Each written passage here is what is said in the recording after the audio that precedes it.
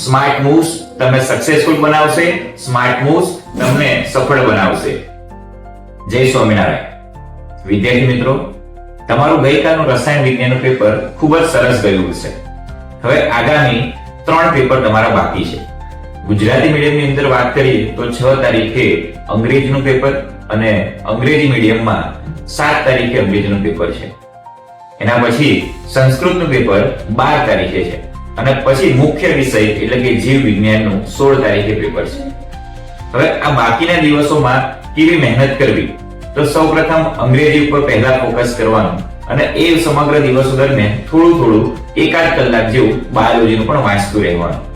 બાયોલોજીની અંદર ઓછી મહેનતે સારું રિઝલ્ટ એટલે કે સ્માર્ટ વર્ક કરવાની રણનીતિ તમને આપી છે. જો એમસીક્યુ ની વાત કરીએ તો પાર્ટ એ એટલે ટોટલી એમસીક્યુ નો રહેવાનો છે 50 માર્ક્સના એમસીક્યુ હશે.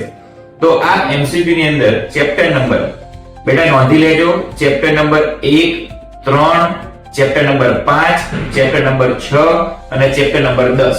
આમ કુલ મળીને 5 જ ચેપ્ટરમાંથી ટોટલ 43 માર્ક્સના એમસીક્યુ પૂછાશે.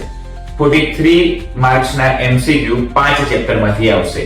ચેપ્ટર નંબર 1, 3, 5, 6 અને 10.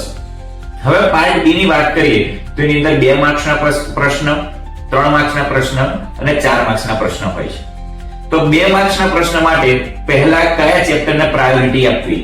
તો 2 માર્ક્સના પ્રશ્ન માટે chapter number 1, chapter number 3, chapter number 5 અને ચેપ્ટર નંબર 11. આ 4 ચેપ્ટરને પ્રાયોરિટી આપશો તો તમારા આંતરિક વિકલ્પો વાળા જે કોઈ પણ પ્રશ્ન છે એ બધા એની અંદર આવરી જશે. 3 માર્ક્સ માટે ચેપ્ટર નંબર 2, 5 અને ચેપ્ટર નંબર 7 ને પ્રાયોરિટી તમે આપી શકો છો. તો આમાંથી તમે મહત્તમ પ્રશ્ન અટેમ્પ્ટ કરી શકશો. 4 માર્ક્સ માટે chapter number 2, chapter number 4, chapter number 5 અને ચેપ્ટર નંબર 7 ને મહત્વ આપીને તમે મહત્તમ પ્રશ્ન ત્યાં અટેમ્પ્ટ કરી શકશો. અને વિદ્યાર્થી મિત્રો, જો ઓલ ઓવર જોવા જઈએ તો ફક્ત 5 ચેપ્ટરની અંદર મહત્વ આપીને તમે ઓછામાં ઓછા 54 માર્ક્સની આસપાસ મેળવી શકશો. આ chapter number 1, chapter number 2, chapter number 4, 5 અને 6 આ 5 ચેપ્ટર્સ તમે ખૂબ જ સારી રીતે મહેનત કરીને સારી રીતે વાંચશો તો ઓછામાં ઓછા 50 પ્લસ એટલે કે 54 માર્ક્સ જેવા પ્રાપ્ત થઈ શકે છે. સ્માર્ટ મૂવ્સ તમને સક્સેસફુલ બનાવશે, સ્માર્ટ મૂવ્સ તમને સફળ બનાવશે.